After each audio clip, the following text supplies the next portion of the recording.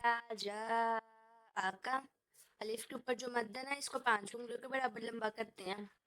एक मद्द होती है जिसको 3 उंगलियों के बराबर लंबा करते हैं, ये इसको 5 उंगलियों के बराबर लंबा करते हैं। जा कल मुनाफिकूना, नून के ऊपर शद है, इसको सख्ती से पढ़ेंगे, थोड़ा ठहर के। इन्ना का, नून के ऊपर थोड़ा ठहरेंगे और नून के आवाज को हम नाक के अंदर छुपाएंगे, गुन्ना करेंगे। इन्ना का वल्लाहु ला, ये तो इसके ऊपर शब्द है, अल्लाह के नाम के ऊपर हमेशा शब्द होती है, और इसको भी हम सख्ती से पढ़ेंगे वल्लाहु।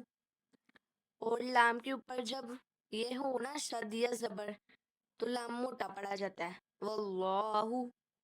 नून के ऊपर शद है, इसको भी हम सख्ती से पढ़ेंगे, इसको गुन्ना भी करेंगे। इन्ना का,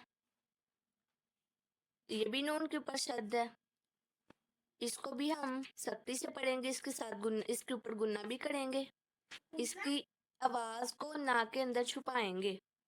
इन्नल मुनाफिकीना, जैसे अब ये वाली मद है, इस मद को हम 3 उंगलियों के बराबर लंबा करेंगे और इस मद को हम 5 उंगलियों के बराबर। इन दोनों में फर्क है, ये मत को योड़ा और वो मत को योड़ा। इत्तखज़ू अयमानहुम जुन्नतन, अब ये नून के ऊपर गुन्ना होना था ना, नून के ऊपर शद है, इसलिए इसकी आवाज को नाक के अंदर छुपाना था। अब ये मत को भी हम 5 उंगलियों के बराबर लंबा करेंगे। सा, नून के ऊपर शद है, इसके ऊपर हम गुन्ना भी करेंगे। बी अन्नहुम फतुबिअ अला कुलूबिहिम, खड़ी जबर को लंबा करते हैं 1 उंगली के बराबर, जो खाली जबर होती है उसको हम लंबा नहीं करते। आगे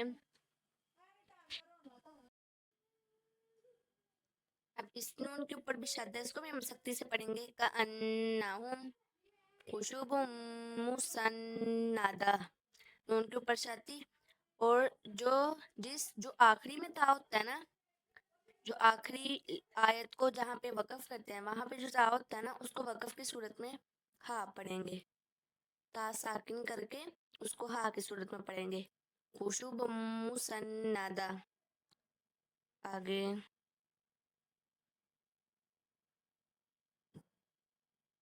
जैसे ये वाला वाव के ऊपर शद है, इसको भी हम थोड़ा सख्ती से पढ़ेंगे, इसके ऊपर थोड़ा सा वाव के ऊपर ठहरेंगे। रसूलुल्लाहि लव्वऊ रुऊसहुम, ये दाल के ऊपर भी शद है, इसको भी हम ऐसे पढ़ेंगे। यसुद्दूना, मीम के ऊपर है, अब ये मीम साकिन है, इसके अगले हरफ पे शद है, तो इसके ऊपर गुन्ना होगा, मीम गुन्ना। वाहुम मुस्तकबिरून, इसके ऊपर मद्द, इसको हम 5 उंगली के बराबर लंबा करेंगे। सवाउन अलैहिम, आगे इसके ऊपर भी शद है, और जिस नून के ऊपर साकिन हो, उसके बाद या के ऊपर शद आ दे तो नून नहीं पढ़ेंगे, या की आवाज आएगी और इस पे गुन्ना होगा। लन यगफिरल्लाहु, ये नून के ऊपर साकिन है, जिस नून के ऊपर साकिन हो ना, उस पे इख्फा करते हैं, नाक में अपनी आवाज को छुपाते हैं, छुपा के फिर छोड़ते हैं। अल्लज़ीना यक़ूलूना ला तुनफ़िकू, ऐसे। अब इस नून के ऊपर भी साकिन है, इसको भी इसकी आवाज को भी हम नाक में छुपा के छोड़ेंगे।